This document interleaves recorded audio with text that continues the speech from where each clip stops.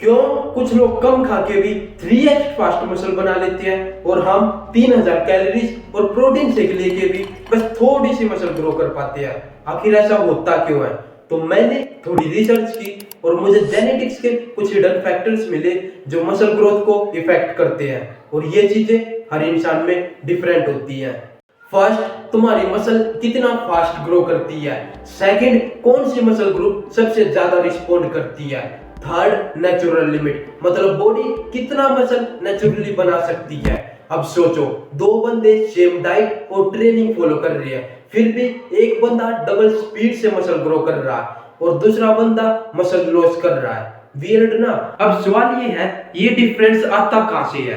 तो इस slow muscle growth के पीछे एक जेनेटिक फैक्टर होता है जिसका नाम है मायोस्टेटिन। ये एक ऐसा जीन है जो बेसिकली तुम्हारी मसल को ज्यादा ग्रो होने से रोकता है। अब सोच रहे हो ऐसा बॉडी क्यों करती है? सिंपल है, पुराने टाइम में हमारे पूर्वजों को पता नहीं होता था कि हमें नेक्स्ट मील कब मिलेगी, तो उनका कैलोरी बर्न भी ज्यादा होता है, मतलब एनर्जी जल्दी खत्म। इसलिए नेचर ने एक सेफ्टी सिस्टम बनाया, मायोस्टेटिन जेन, जो तुम्हें बहुत बड़ा होने से बचाता है। पर सोच के देखो, अगर ये जेन ही ना हो तो बेल्जियम कैटल का एक ब्रीड है जो विदाउट मायोस्टेटिन पैदा होता है और रिजल्ट उसके मसल इतने बड़े होते हैं, लिटरली वो डबल साइज लगते हैं। और ह्यूमंस में भी 2004 में एक रियल केस मिला, एक बेबी पैदा हुआ जिसका मायोस्टेटिन जेन बहुत कम था और वो बेबी ऑलरेडी थोड़ा सा जैक्ड था। अब सवाल ये है, कैसे पता करें तुम्हारे जेनेटिक्स मसल बिल्डिंग के लिए अच्छे हैं या नहीं? बॉडी बिल्डिंग वर्ल्ड में बोलते हैं, अगर तुम्हारा वाइड फ्रेम और नैरो वेस्ट है तो तुम जल्दी मसल बिल्ड कर सकते हो। और हाँ, इसमें थोड़ा सच भी है।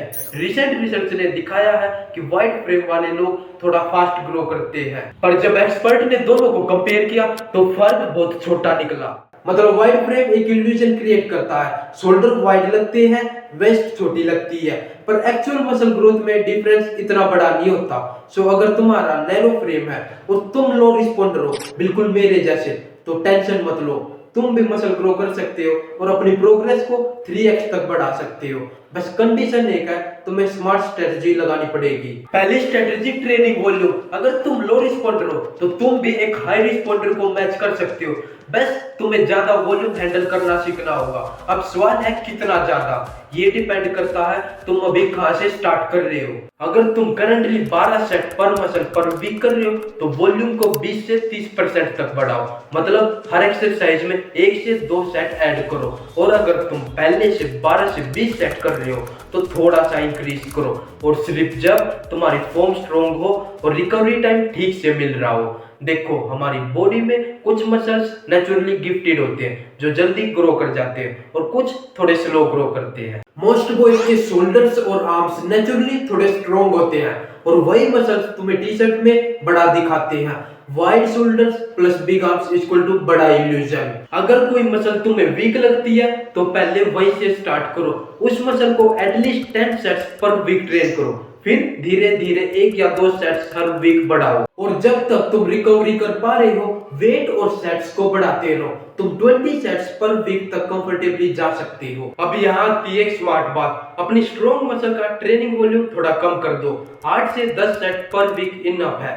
इससे तुम्हारा रिकवरी टाइम तेज होगा और तुम्हारा मसल साइज भी कम नहीं होगा। ट्रैक करना थोड़ा मुश्किल होगा, इसलिए ये वॉल्यूम साइकिल 3 से 4 महीने तक फॉलो करो, फिर देखो बॉडी कैसा रिस्पॉन्ड कर रही है। अगर प्रोग्रेस मिल रही है तो रिपीट करो, वरना नेक्स्ट मसल पे शिफ्ट हो जाओ। लास्ट पीस, आपकी जेनेटिक्स कहानी का नेचुरल लिमिट। देखो, जेनेटिक्स इंपॉर्टेंट होते हैं पर सिर्फ यही सब कुछ डिसाइड नहीं करते। जेनेटिक्स के अलावा भी बहुत सारे फैक्टर होते हैं जो डिसाइड करते हैं कि आप नेचुरली कितना मसल मास बना सकते हो। और सबसे बड़ी प्रॉब्लम पता है क्या है? ज्यादातर लोग अपनी नेचुरल लिमिट के आसपास तक नहीं पहुंचते। उन्हें लगता है क्योंकि जेनेटिक्स उन्हें रोक रही है, पर असल में ये वो चीजें हैं जो पूरी तरह तुम्हारे कंट्रोल में होती हैं, जैसे कि तुम्हारी डाइट, स्लीप साइकिल और वर्कआउट प्लान। ये सबसे ज्यादा इंपॉर्टेंट है। रिसर्च भी ये बोलती है कि जेनेटिक्स और आपका एनवायरनमेंट मिलके डिसाइड करते हैं तुम्हारा मसल मास और स्ट्रेंथ। तो हाँ, चाहे तुम्हारे जेनेटिक्स एवरेज हो तो फिर भी सॉलिड मसल मास गेन कर सकते हो।